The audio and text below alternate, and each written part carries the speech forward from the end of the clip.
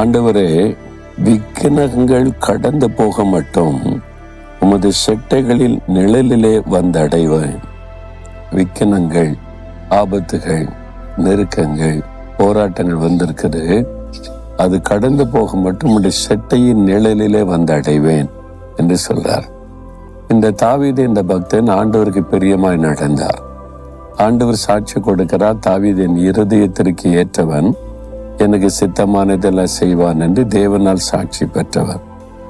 அவர் மீது பொறாமை கொண்டு அவருடைய சொந்த மாமனாரை, பெண் கொடுத்த மாமனார் தான் ராஜா, தேசத்துக்கு ராஜா, இவனை கொன்னுறணும் அப்படின்னு சொல்லி தாவீதை கொலை செய்வதற்கு தேடுகிறார்.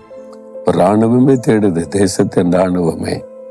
அதுக்கு தப்பி ஓடி ஒரு குகைக்குள்ள வந்து ஒளிந்திருக்கிறார்.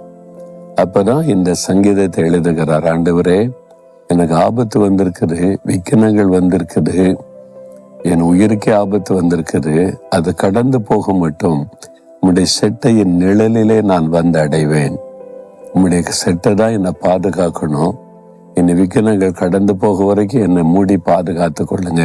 இன்னொரு அழகான ஜெபம். இன்னைக்கு உங்க வாழ்க்கையில ஒரு ஆபத்து, ஒரு நெருக்கம், ஒரு உபத்திரவம், வீட்டுக்குள்ள, வேலை செய்யற இடத்துல, பிஸ்னஸ் செய்கிற இடத்துல, ஊழிய செய்கிற இடத்துல அப்படி ஒரு ஆபத்து வந்திருக்குது. உங்களை பயமுறுத்துது, உங்களை அவ்வளோதான் முடிந்தது அப்படின்ற மாத சூழ்நிலை, வேலை போச்சு, அவ்வளோதான், பிஸ்னஸ் முடிஞ்சது, அவ்வளோதான் உன் குடும்பம், இந்த மாதிரிலாம் சூழ்நிலை வந்திருக்கிற ஒரு விக்கினம், ஒரு ஆபத்து, ஏதோ ஒரு பிரச்சனை ஆபத்தாக வந்திருக்குது.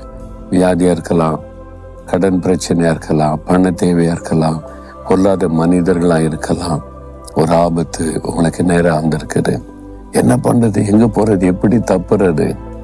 ஆண்டவர் தன்னுடைய சட்டையை விரித்து சொல்றார், என்கிட்ட வந்துரு, என் நிழலுக்குள்ள இருன்னு சொல்லி.